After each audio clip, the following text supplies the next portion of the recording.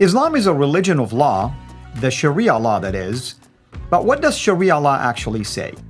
Muslim scholars try to keep it secret, but we're going to reveal the secrets of Sharia law to you. Come and see.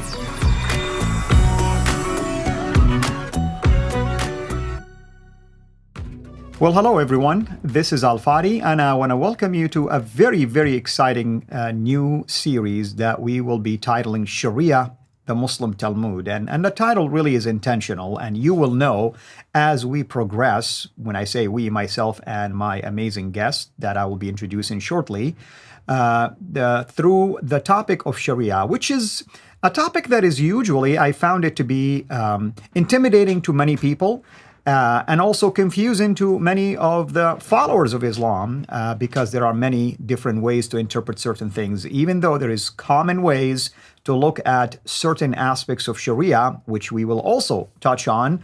It is good also to know that when it comes to certain rulings, interpretations, it may vary from one school to the other, regardless of where you stand on your understanding of Sharia. I think this video series, which we don't know yet how long it might take, is going to be extremely powerful, extremely helpful, and extremely educational and informative to both sides, basically, to those who do not know anything about Sharia and those that maybe assume they know, a thing or two about Sharia. With me here is a dear brother. His name is Lloyd, and I have the honor, of course, to introduce him to you now and also to work with him through this video series. Brother Lloyd, thank you so much for taking time out of your busy schedule. I know how busy you are, to really honor us and bless us by walking us through a very important topic. And what I like about it is bringing someone like yourself who at least not a former Muslim like myself, not an Arab like myself, because I want to show people how important it is to learn about these things, even when you're not, for instance, a follower of Islam or an ex-Muslim or even a speaker of the Arabic language, because there are ample sources out there, brother, that talk about this topic. It's just a matter of how you understand it. And that's why you are here with me here today. Well, thank you, Al Fadi. The pleasure is really all mine. I'm very honored to be here. Could you give people just a brief overview about yourself and what you do? My name is Lloyd de Jongh. I'm South African. I moved to Dubai in 2007. I lived in the Middle East for 11 years. I've traveled extensively across the Middle East. I worked in the national defense industry while I was there for much of that time, for most of that time. So I was working as a civilian consultant to the armed forces, to government, to law enforcement, as well as industry, to prevent sabotage, to prevent the destruction of critical national infrastructure, and of course harm to people.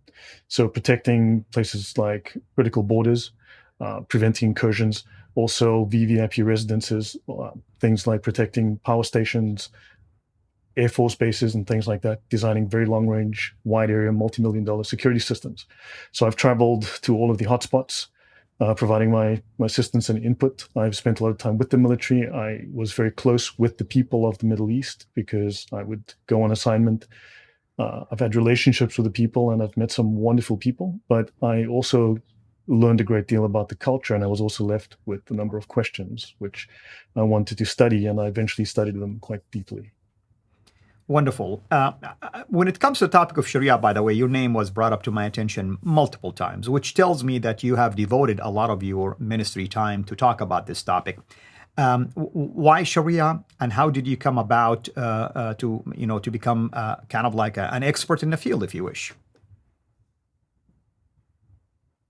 It was really there were more than one factor that got me to look beyond the standard narrative of the Quran and the Hadith, because there was always this confusion, this going in circles. The Quran has one verse that says A and then another verse that says B, and this was just this going in circles back and forth. And I felt there needed to be some sort of definitive understanding behind all of this. And I decided to do an online counterterrorism course because I was involved in that field, effectively in that field.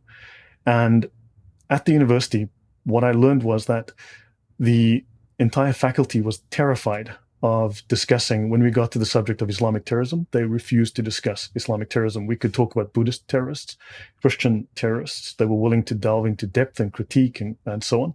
But when it got to Islam, and ISIS was very, very active at that time, it was like, oh, well, yes, ISIS, not real Muslims. Look, there's a squirrel. Okay, guys, let's move on to Buddhism now. And I found this very, very strange. The rector, the dean of the academy, refused to engage in discussion with the Muslim Brotherhood. At the time, I was working closely with multiple governments across the Middle East, and the Muslim Brotherhood was definitely an issue, and he refused to see them as anything other than benign. Also, there were people in the course that had no attachment to the field. Like, one was a housewife, one was a retired accountant, another was a geography student who was 19, and they were policing the chat, and they would complain bitterly the moment anything was said about Islam. And the faculty was terrified of complaints. And eventually, what happened was the Bataclan in Paris. And after that atrocity, I started to look into the books that were being found and the libraries that were uncovered, that they were, because ISIS was very careful, as well as Al-Qaeda and other groups. They have indoctrination sessions. They teach not only the Quran and the Hadith, but they also teach the Sharia.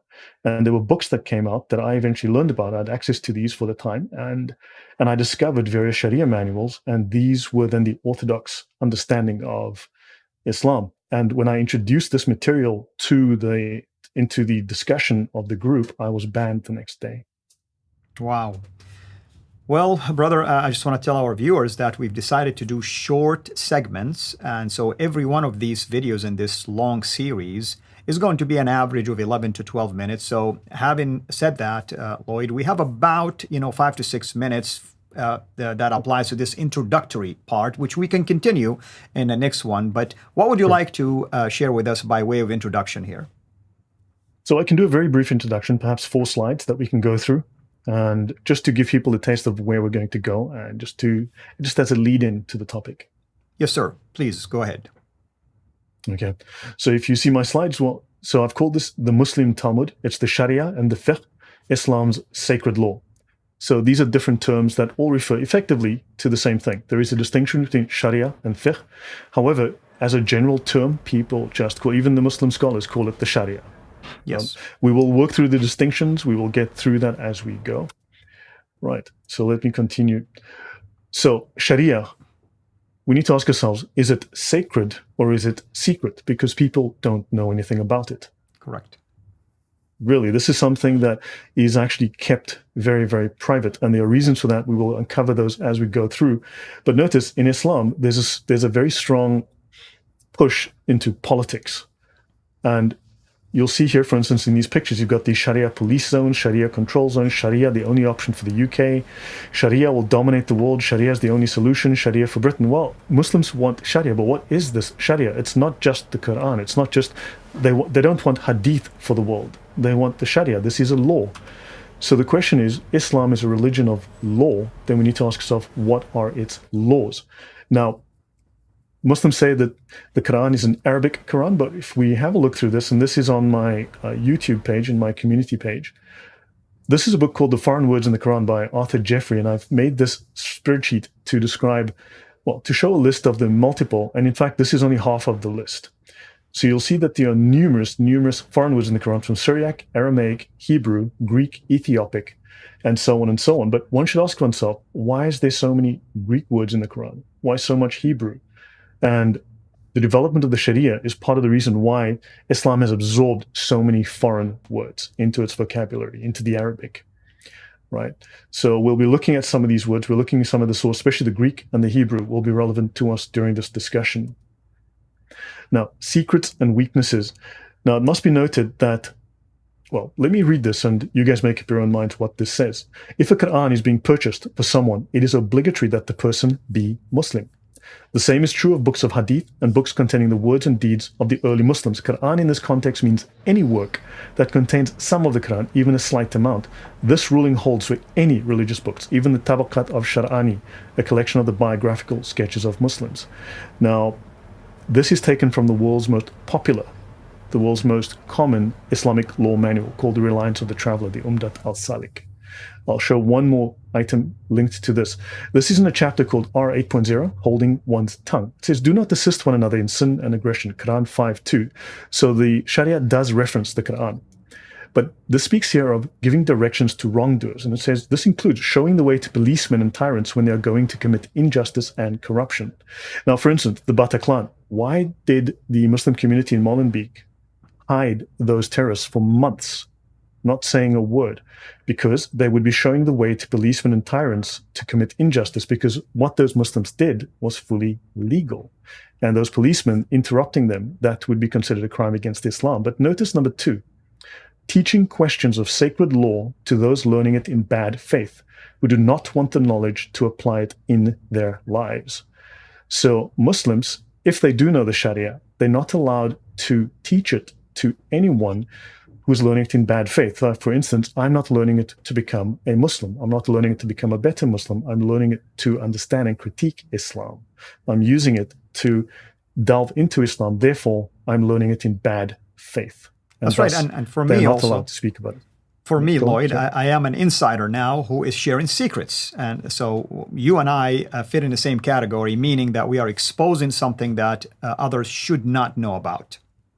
And that actually falls under the laws of what's called ghibba, which is the laws of tale-bearing. So you've got namima and ghibba, which is tale-bearing, as well as, forgive me, the word has just slipped my mind. Hopefully you can make an edit here. The word for slander. My apologies.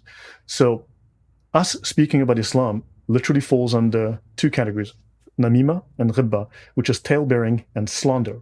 In Islam, so in Western law, if I lie about someone and I hurt their name and reputation, that is slander. In Islam, if you tell the truth about someone that they do not like, that is slander. And we can go into those laws another time. Yeah, so you're talking about the ghaiba and namima. That's what you're referring to. Yeah. Yeah.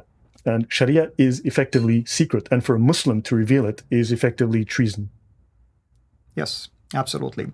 Well, is there anything else you want to add just to this segment before we move on to the next segment?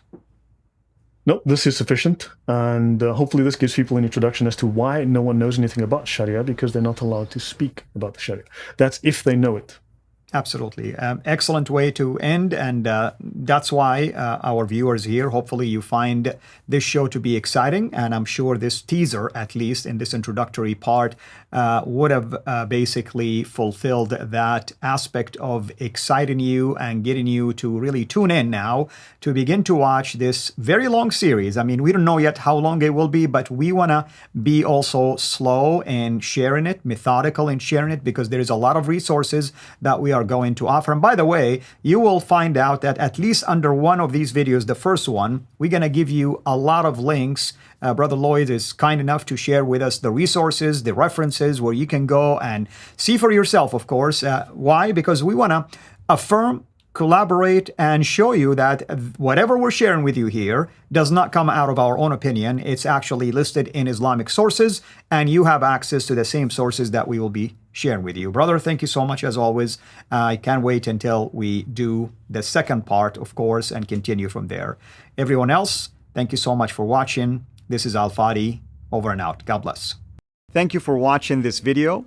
Be sure to like and subscribe to our channel, Sira International, and click on the bell so that you receive notifications whenever we publish a new video or go live.